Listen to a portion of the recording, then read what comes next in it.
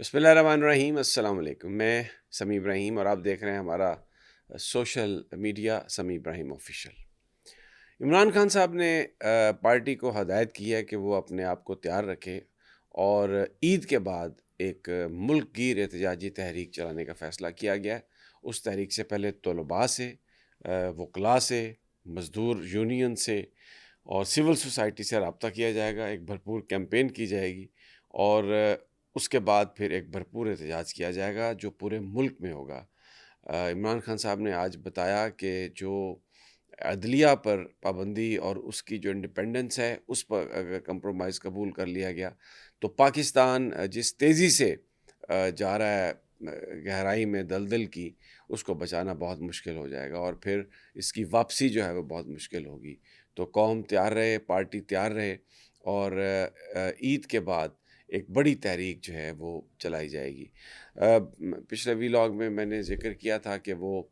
जो फवाद चौधरी और शुएब शाहीन के बारे में झगड़ा हुआ, वो उसकी जो मज़ीद इन्फॉर्मेशन आई है वो ये है कि ये बिल्कुल एक अनप्रोवोक्ड अटैक था शुएब शाहीन पर। शुएब शाहीन साहब गुफ्तगू कर रहे थे जेएनएन के नुमाइंदे सज्जाद चौधरी के साथ,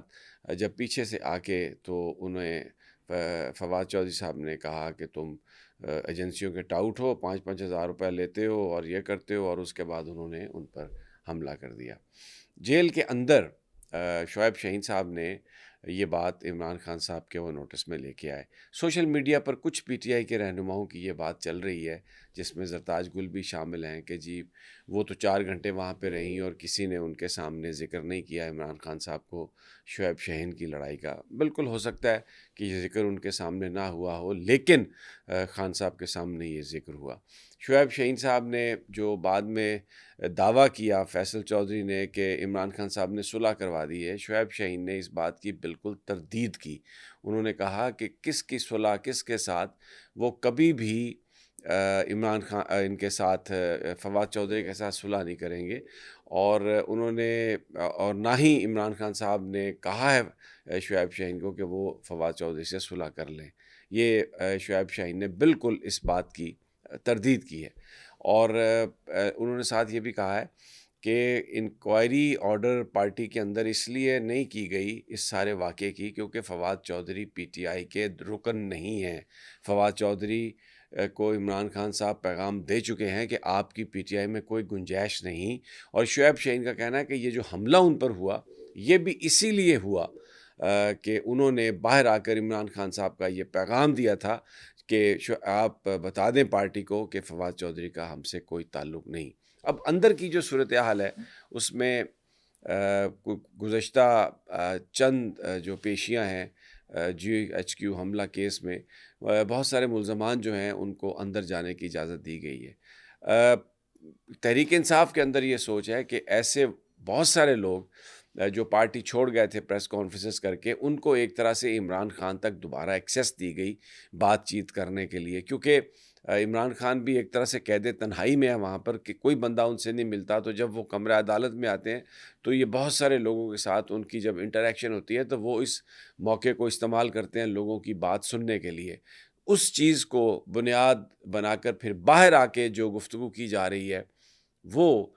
बहुत ज़्यादा गलतफ़हमियाँ उससे पैदा हो रही हैं और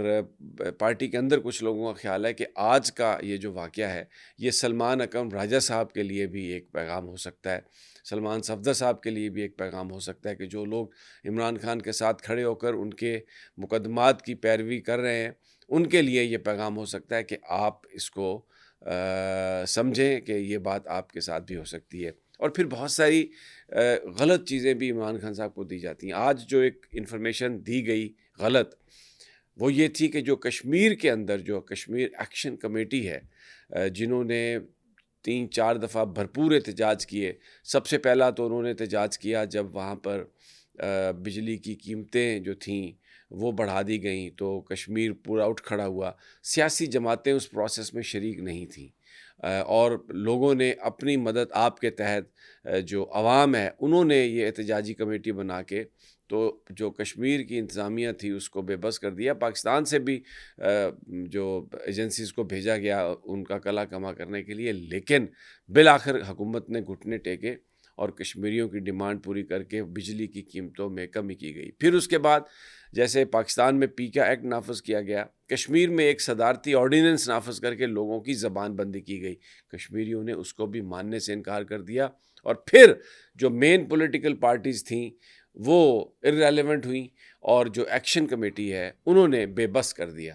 اب جب یہ ساری چیزیں خان صاحب کو بتائی جا رہی تھیں تو بیچ میں یہ کہا گیا جی کہ وہ جو کشمیری ایکشن کمیٹی ہے اس کے اندر تو بہت ساری انڈین انوالومنٹ ہے، اور وہ یہ سب کچھ انڈیا کے کہنے پر کر رہے ہیں، اور وہ چیزیں جو ہے نا وہ بلاک کر دیتے ہیں، روڈز بلاک کر دیتے ہیں۔ تو اس کو ایک غلط رنگ دے کر پیش کرنے کی کوشش کی گئی عمران خان صاحب کو، لیکن وہاں پر موجود بہت سارے عمران خان کے وکلاء ہیں، انہوں نے اس بات کو ریجیکٹ کیا۔ انہوں نے خان صاحب سے کہا کہ یہ قطعی طور پر غلط ہے، یکسر غلط ہے، مکمل غلط ہے کہ وہ جو کشمیریوں کی ایکشن کمیٹی ہے اس میں کوئی